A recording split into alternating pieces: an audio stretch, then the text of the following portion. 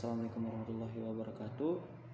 Perkenalkan, nama saya Muhammad Tahrul. Saya dari kelas 2C, program studi pendidikan guru sekolah dasar, Fakultas Keguruan dan Ilmu Pendidikan, Universitas Majalengka. Di sini saya sebagai pembawa acara dari perwakilan dari kelompok 5 yang beranggotakan yang pertama ada Ahdan Ikhwanuddin, yang kedua ada Deanova, dan yang ketiga saya sendiri Muhammad Tahrul.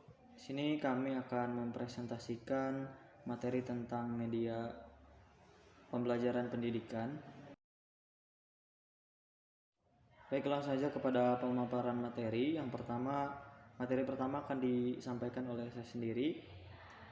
Media pembelajaran merupakan alat bantu yang berfungsi untuk menjelaskan sebagian dari keseluruhan program pembelajaran yang sulit dijelaskan secara verbal. Materi pembelajaran akan lebih mudah dan jelas jika dalam pembelajaran menggunakan media pembelajaran. Maka media pembelajaran tidak untuk menjelaskan keseluruhan materi pelajaran, tetapi sebagian yang belum dijelaskan saja. Ini sesuai fungsi media, yaitu sebagai penjelas pesan. Untuk itu, salah satu ciri media pembelajaran dapat dilihat menurut kemampuannya membangkitkan rangsangan pada indera penglihatan, pendengaran, dan perabaan pada siswa. Secara umum, ciri-ciri media pembelajaran adalah bahwa media itu dapat diraba, dilihat, didengar, dan diamati melalui panca indera.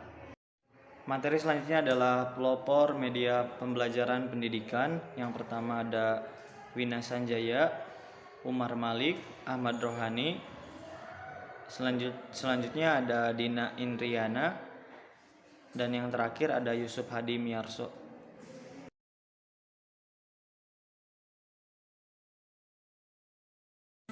Pemaparan materi selanjutnya yaitu tentang klasifikasi media pendidikan.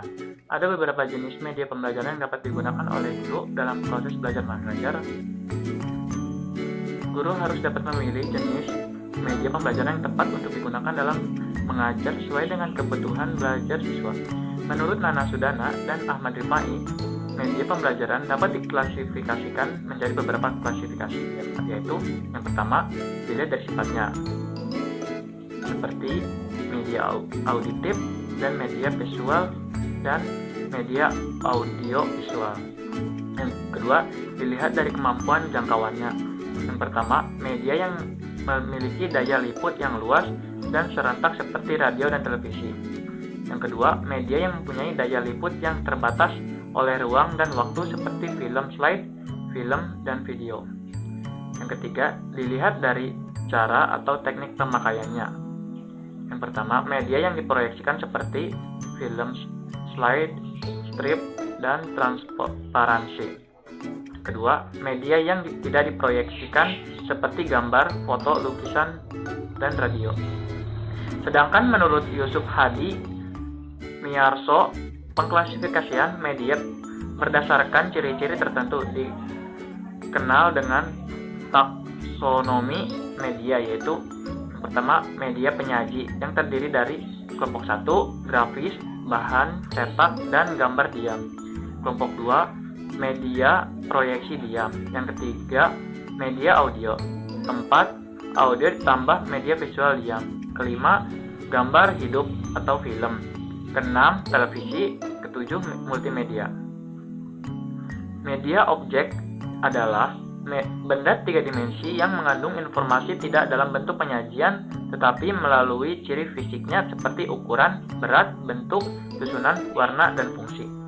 Yang ketiga, media interaksi. Dengan ini, siswa tidak hanya memperhatikan penyajian atau objek tetapi berinteraksi selama mengikuti pelajaran. Menurut Nana Sujana dan Ahmad Rifai, ada beberapa jenis media pembelajaran yang dapat digunakan dalam proses pembelajaran, yaitu media grafis, disebut juga media 2 dimensi, yaitu media yang mempunyai ukuran panjang dan lebar seperti gambar, foto, grafik, bagan atau diagram, poster, dan lain-lain. Yang kedua, media 3 dimensi dalam bentuk model seperti model padat, model penampang, model susun, model kerja, dan diagram. Yang ketiga, media proyeksi seperti slide, film strip, dan film.